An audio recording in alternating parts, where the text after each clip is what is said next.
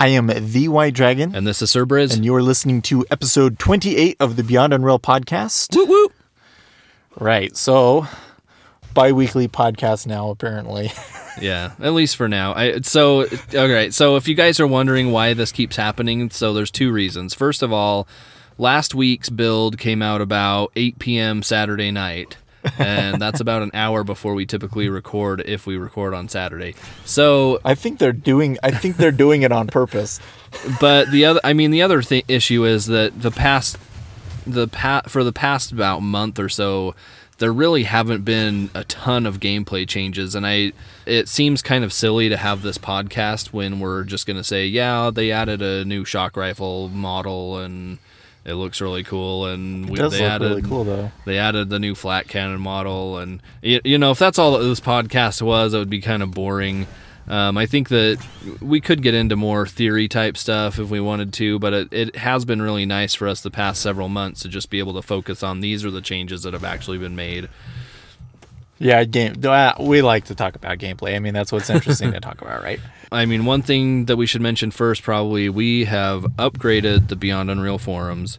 They are now using Zen4.0 and not vBulletin. So come and check it out. Yeah, dude, check it out. I tell you what, it is so weird browsing that, because you have to realize that Beyond Unreal was created because GameSpy wanted to move Planet Unreal over from vBulletin over to their crappy Forum Planet software, and we revolted and went and that's when Pete went and made Beyond Unreal. Yeah. So it's kind of weird to be ditching vBulletin at this point, but yeah, I fully recognize the irony of this the other day when I was like, it's kind of weird that we left GameSpy because of VB and now we're switching away from VB. But so along with this, the forums are now self-hosted. We're not hosting them on somebody else's servers. These are our servers. So we're paying the server costs now.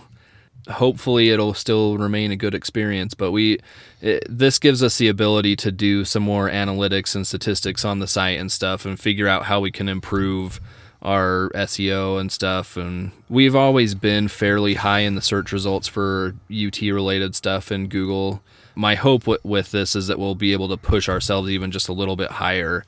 We used to be number 2 on a lot of the search terms, but now we're down to 5 and 6 for a variety of reasons, and I'm hoping over time to take care of some of those issues. Mm-hmm. Yeah, but in case anybody thought that the BU front page was just kind of a placeholder, no, we are slowly working on bringing it up to date so that when this game goes into beta or gets released, that we're ready for it. Yep. All right. There's a tutorial level now. Yes. It has lots of problems. Yes.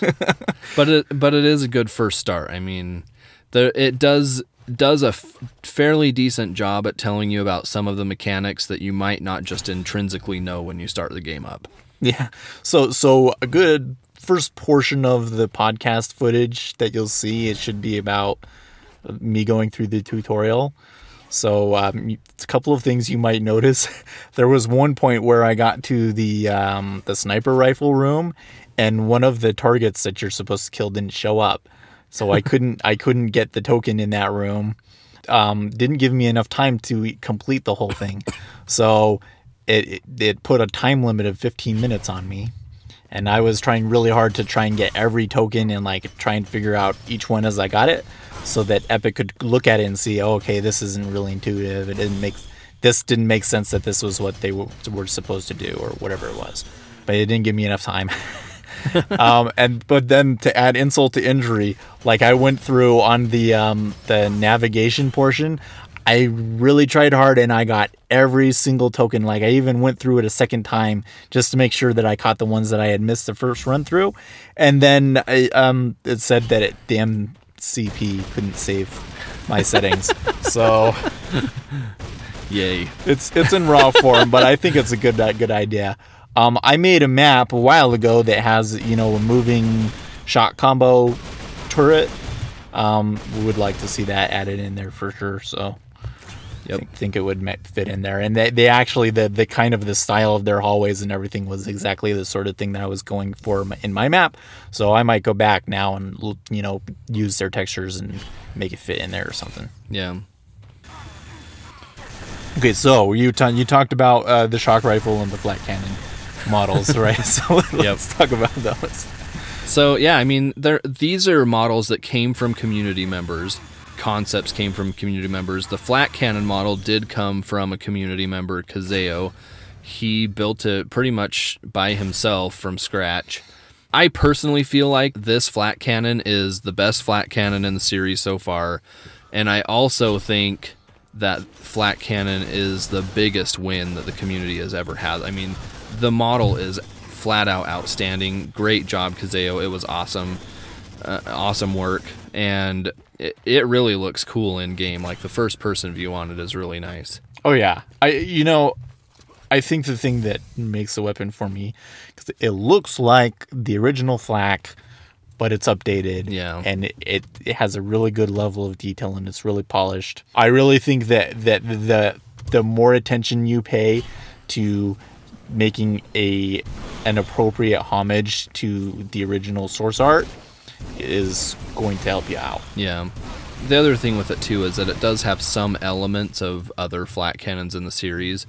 Out of all of the concepts, including the shock rifle so far, it has the most UT DNA in it. Like, it combines elements of all of the games together and turns it into something that's just really, really cool to see. And again, I really think that this is the most impressive community contribution so far. I am pretty excited to see where he can go with future models. He's been talking about different models that he was considering doing. Now, along with that change, another thing that happened was they kind of tweaked around the positioning of where the weapon shows up in first-person view. So I've actually been doing a little bit of a comparison. So I went back and I looked at the original Unreal Tournament, and I looked at Quake Live to see like how much of the screen the weapon takes up, and you know, you're looking down it, or you know, how does that work? And two interesting things. First of all, in UT4, the weapons are huge. They take up almost twice as much room as any other game that I looked at. It takes, and I'd say it's too much. They need to be smaller somehow. Now the way that they do that in Quake is that you're really looking down the weapon, and it's just really down in the bottom of the corner, and so you kind of only see the muzzle. In Unreal Tournament 99, you can see a little bit more of the weapon, but again, you're looking more down the weapon, and in UT99, the weapon is more further into the right corner of your screen, whereas in UT4, it really comes out into the center of your view. So there's been a lot of talk about how to make it work, because there's some issues with it colliding with the world geometry and things like that. I don't know. I feel like you need to bring the weapon closer to the person. It doesn't look like the person is holding, you know, the gun in their shoulder and looking down the sight. It looks like somebody's holding it out in front of them as far as they possibly can. Yeah.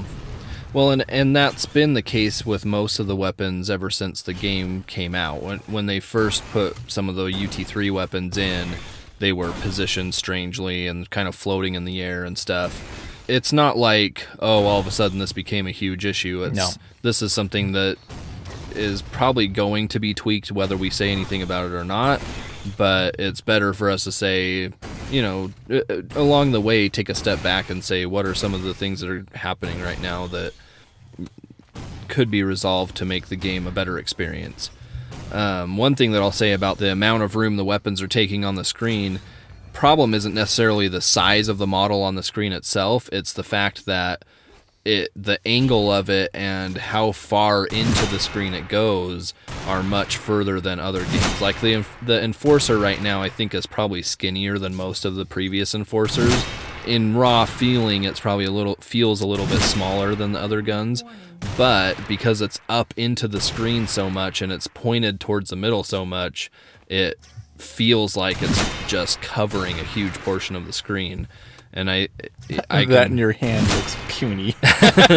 Yes, but yeah, I mean, I can totally see that, and I think that's something that will be addressed. That's another example of something that they could work on week after week that would make an improvement in how people perceive the game. Yeah, absolutely. And that brings us to the next topic, which is effects. So they've been working on a lot of weapon effects, especially the shock rifle. I think we talked a little bit about the shock rifle last time. This is something that is really starting to grate on me. I bring this up all the time. I feel like that the message just isn't getting across. Stop putting obtrusive effects in the game that prevent me from seeing what's going on. Stop putting numbers jumping around on my screen like with the countdown right now. Stop putting effects that don't accurately portray what's going on. So what I'm talking about there is with the shock rifle right now, it's not an instant beam. Even though the weapon is an instant hit weapon, they have this thing a lot like what it was in UT99 where it kind of slowly goes out to hit them after it's actually hit them. You've got to stop it. It has to end. This is a huge barrier towards especially new players learning to play the game and enjoying it. You should not be battling with the interface to be good, right? You want the interface to be as transparent as possible. And right now it is just a complete pain. Okay, so just as a point of reference, 2 weeks ago when we talked about the shock rifle effects, they had changed it in that build. Yeah. And it was some explosion effect that whatever there's like this post-processing lensing effect wherein it kind of distorts everything around it, and it kind of almost makes it look like the ball exploded closer to you than it actually did. So I mean, 2 weeks ago they had in an effect and there were some bugs with it. Last week they changed it again, and there was like a shockwave effect that came off of it. And this week they changed it again, and now there's like this distortion effect that happens when the combo goes off, for example. And something that I noticed is if somebody gets hit by the combo, that same distortion effect appears in front of them. So I mean, I guess you know that you hit them, but at the same time, it's disorienting and confusing. And I see what you're going with that there. The other thing you mentioned was what I call the blob shock primary, and that was honestly one of my biggest pet peeves in the original UT. Oh yeah, because the messaging with that blob is so bad. The gun hits, and then a blob fires out of the shock rifle towards where the shock. It doesn't make any sense. Yeah. It's so confusing. It doesn't message what the primary fire of the gun does. And every firing mode in the game should message what it's doing, regardless of whether you specifically understand it or not. The primary in 2K4 on the shock rifle makes complete sense. It's an instantly lighting up beam, and the way they made that beam more interesting was they had the little spiral effect go around the beam when you fired it. I would rather have some goofy little effect like that going on with the beam hitting instantly and disappearing instantly than the way that this blob thing looks now. In UT it was confusing, and here, even though the delay on it is really short, it's still confusing. Well, it doesn't do damage over time. It's not just that it's confusing, it tricks people.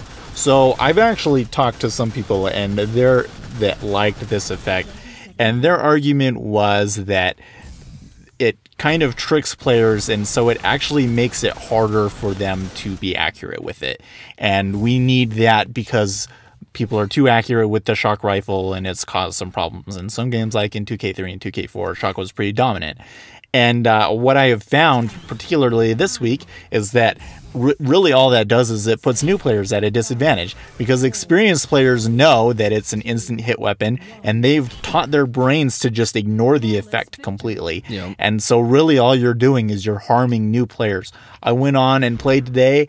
hardly anybody was shooting me with shock primary, and I was getting them left and right. And they're like, what the heck? They were, it's not fair. Another thing on the shock rifle, going back to the combo effect, something that really, really pisses me off too. You can tell I'm mad. I hope you can tell I'm mad, because this sort of thing is my biggest pet peeve, and it's still a problem. This lensing effect they were talking about, it goes away if you turn your settings too low. So way to go, Epic. Nobody will ever use Epic settings on this game ever. Okay? If you're using anything other than low settings in the game right now, it means you want to lose. That's what it means. Because those effects hurt your ability to play that much. Fix that. So, I mean, this is the same sort of thing that happened in UT3 if you look back, because it's actually not to your advantage in UT3 to turn every graphic setting on. Yeah. Every graphic setting has things like depth of field and motion blur and all this stuff that really just divert your attention from what you're trying to do, which is kill somebody. I mean, I've posted screenshots in the past of having depth of field on in UT3, and you basically can't see anybody that's more than 2 to 3 dodges away from you, because everything is so blurry out there and foggy. I mean, that's a serious issue. To me, I feel like the highest level of visual clarity should come when you can run the game on the highest settings. That doesn't mean that there shouldn't be visual clarity in things at lower levels. It just means that the game should tune itself better to having everything turned on than having everything turned off. Oh, yeah. I feel like that's how UT was. I feel like in UT, you wanted to be able to turn every flippin' setting that you could on, because it made the game look good and increase the visual clarity. Having all these post-processing to me is the big evil. Like in UT3, that was the most frustrating thing, was the post-processing effects. And if you turned all your settings to low, it looked better. And what people ended up doing in UT3 was setting the level of detail bias to -4 billion or whatever, so everything looked like a solid color. I mean, the direction, if having the highest settings in the game causes that many problems, the competitive community, I guarantee you, will overcompensate the other direction, and everything that they do will look like trash. Well, I think some people might be out there saying, well, the competitive community will do it anyways. And of course, there will always be something like Picnic out there. Yeah. But this was not an issue in UT99. It wasn't until we started adding effects that actively harmed your ability to play that competitive players went in and tried to fix it. And of course, as you said, when the competitive community came and fixed it, they overcompensate and take it way the other direction and make everything look silly. So, anyways. Solve the problem. All right, what's next? Okay, so the flat cannon. So we've been talking about the flat cannon. They changed, I guess, the size of the shards. So a lot of people think it's OP. I think you're crazy. It's really only powerful if you hit them point blank. If they're like more than two people away from you, it's like 2 shots to kill somebody. I don't know. I'm a little miffed at the way the flat cannon's been going, because I remember when Clofus went and changed it, like it felt really good, and now it feels awful again. The real problem is, okay, so I just don't know what is going on in the game right now, because I have so many netcode problems all the time. So last week I just threw this challenge out there for somebody to make a video where it was a highly skilled player who could only use a flat cannon with no armor versus anybody else, a bad player that could get armor and stuff, and the options for them were to do whatever they wanted. They could use a flat cannon too. And the purpose of this challenge was it should be so easy to show me a scenario where the highly skilled player with the flat cannon was just dominating with flak kills that he shouldn't have gotten. Like he was far away from them and killed them or something. Like he was able to take their shield off in a situation where he shouldn't have been able to take their shield off. Yeah. And I watched, okay, so it was Chumbo and FlickSwitch on IRC. If you know these people, FlickSwitch is a teenager that is trying to get good at the game, but I mean, Chumbo and these guys are many levels ahead of him. Yeah, Chumbo's one of the best players we got. FlickSwitch could probably destroy me, I'll be honest. But I knew going into this that he wasn't as good as Chumbo. Sorry, Flick. And later on, he did the same thing with Shivaxi. And watching both of those matches, my takeaway was there aren't that many scenarios where the flak is doing something that it shouldn't be able to do. The exception to that, for sure, is netcode issues, and I don't understand what's going on with the netcode. But I mean, I had a situation the other day where we were playing Spacer, and we were in the shield belt room, and I was on one side of the room, and someone was on the other side of the room, and I lobbed a flak shell at him, and I didn't shoot again after lobbing that flak shell, and I suicided on flak. I watched the flak ball go across the entire room. It killed me. Okay. Later, I was playing, and I was chasing somebody with the flak, shooting flak primary at them, and I died. I respawned and started chasing someone else with the enforcer, and I suicided by flak primary. Okay, guys, something is wrong with the netcode, and I cannot. How do I even talk about the weapon balance when I don't even know what to blame it on? Is the problem with the flak primary the netcode? Yeah, I don't know. I can't even say. In the podcast footage, I mean, you can see weird stuff too. I feel the same way. Like when it's not so bad. I haven't got the things that you're talking about where it's so obvious that there was a bug or something weird was happening.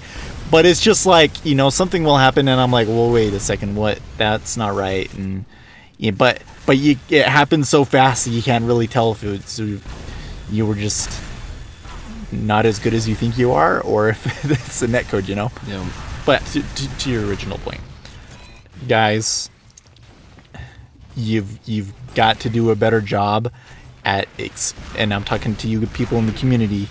You've got to do a better job than just saying it's OP and throwing hyperbole all over the place. Okay, if something is OP, you have to show it.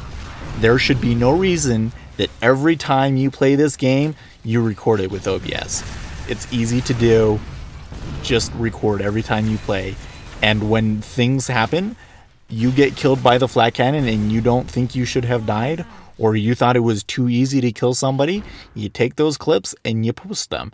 Because right now, what's happening is it's going in one ear and out the other because nobody can really nail down what scenario they think that the flak cannon is killing people when it shouldn't. Yeah, well, and you look at what balance changes they're making, and the balance changes are largely ones that we've shown. And the thing is that with the flak cannon, the changes that they've made over the past, 2 months have really just, wobbled all over the spectrum. Like, they're not hitting the point where the flak primary is balanced. When I've liked the flak primary, it's because it's closer to X, but that doesn't mean that it's good or right. The other thing is that, and not to go off on a huge tangent, but the movement plays a huge role in how these weapons work. Yeah. The fact that you can't really juke people right now in the game means that things like the flak primary are going to feel super overpowered because you just can't get out of the way of them. You're going to get hit by at least 2 of the shards. There's other things going on, and it's hard to just say this one thing is the problem with the gun. Like if you're trying to say the problem is the damage, and we've talked about this before, you can't just say turn the knob so that the damage just goes down slightly. Turn the OP knob down a little bit and it'll be fine. I mean, if you're trying to come in and say the problem is the damage, I will heartily disagree with you. that the core problem is the damage. I don't think that the core problem is the damage, and I don't think that it's a problem that flak is so powerful up close. That's the point where it should be powerful. So with the translocator, for instance, when it was really, really easy to telefrag people, what did we do? We made a compilation of all of the situations where it was really easy to telefrag people, and guess what? They changed it. Yep. If you make a video like that with the flak cannon, I almost guarantee you they will fix it. Yep. Of course, they might also turn it into a bland weapon like they did with the translocator, but that's a discussion for another day. All right. Well, and I mean, just to close the loop on that, I do think that is a concern. I mean, all of the projectiles in the game, to a certain degree, have had their usefulness reduced significantly. Yeah. And I think that based on the way the movement is right now, that's the right thing to do. But again, I feel like you've got to solve that movement problem, and we've been harping on this for months and months and months now. But the weapon balance is always going to change when you make drastic movement changes. And you can see it if you play on custom movement servers right now with the movement prototyper, because it actually makes it possible to juke things like hit scan and to fake people out with the flak cannon, so they'll miss with every single shard because they shot where they thought you were going to go and instead you went the other way. I just have to say that I can't go through this whole podcast without saying that that movement problem needs to be fixed. Like, that should be right now. I know Epic is focusing. It really hard to really care what anybody is saying about weapon balance. Well, movement still feels like crap. I just can't care. I know, and I know Epic's like pushing towards this GDC thing, and they make everybody not want to play the game ever again at GDC for all I know. But but when they're done with GDC, I really feel, this is my personal opinion, that they have got to sit down and focus on the movement. Like, they've got to get it down to where, you know, they're within less than 1% of the right values for movement. It affects everything. Like, if you look at Circuit right now, for example, that map with the current movement is awful. It's so small and cramped. If we're gonna bump the movement up, then we've got to that map is gonna be useless. If we're gonna keep the movement the same, we've got to nerf everything. Every weapon is overpowered in the current movement. The sniper rifle's got to change. The shock's got to change. Every gun has to have major changes made to it to match this movement. And I just think that's the core problem with so many things that are going on right now, and I think that needs to be the primary focus until it's at least pretty much nailed to the ground. Okay, interface. Okay, so last thing is the interface, and they changed a lot of stuff. I don't even know where to begin. Yeah, I mean, it's not really recognizable compared to what the interface looked like before, but it is a lot more direct clicks right into things rather than menus popping up all over the place, so there are still menus. For me right now, okay, so let's talk about the main menu first. The main menu, they added buttons along the top that take you to various places. There's a place for you to sign in, there's a place for you to view your friends, there's a stats button, and there's a home button. But by far my biggest pet peeve with this design, there's a red X in the top right corner. Okay, there are several pages that you go to that open full screen on the menu, and then you want to get out of it, and you naturally say, oh, I'll just look for the X in the corner that closes this.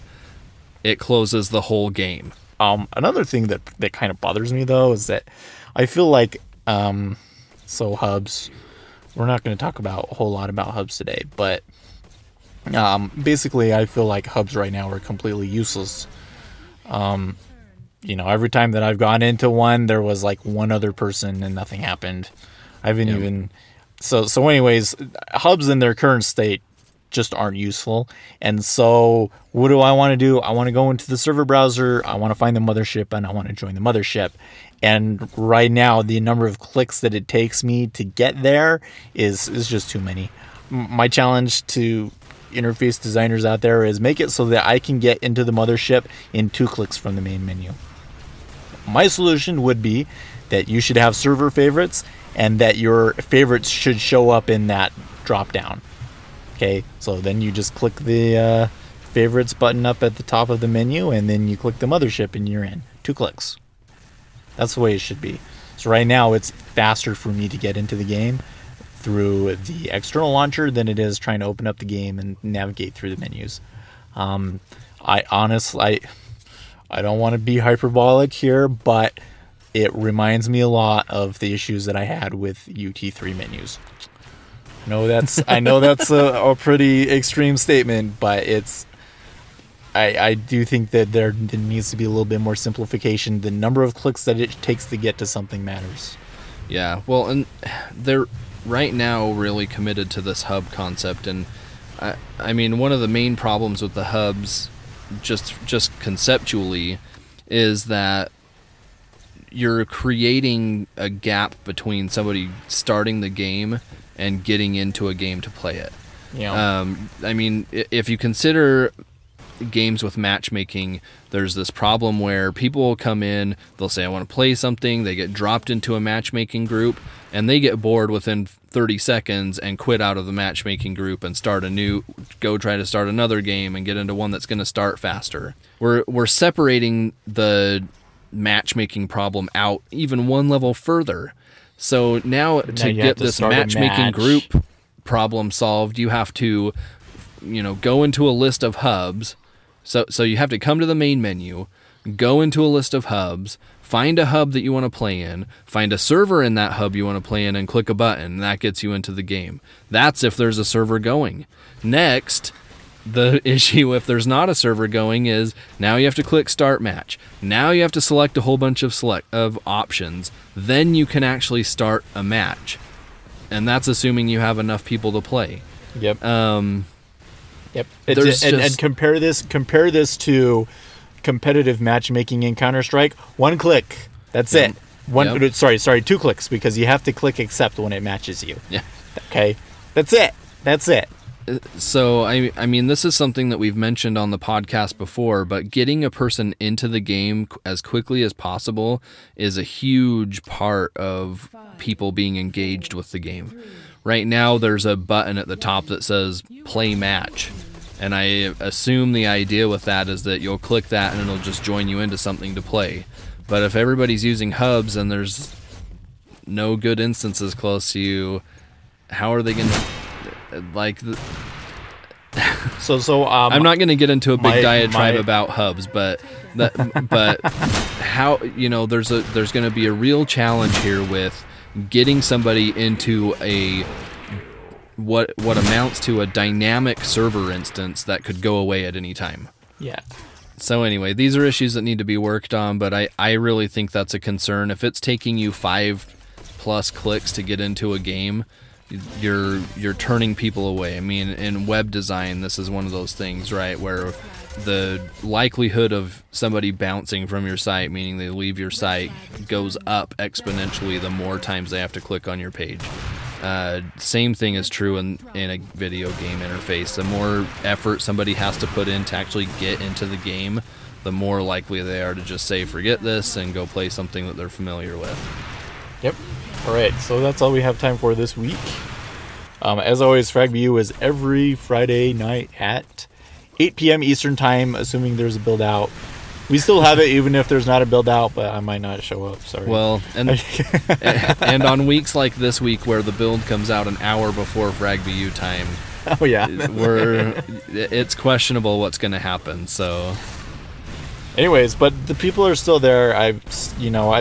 We're going through a slow spot for a while where I was like, where is everybody showing up? But past few times I've gone on to play, there's always been a good 7 to 8 players already online. So it's getting a little better. Yep. All right, we'll see you next week.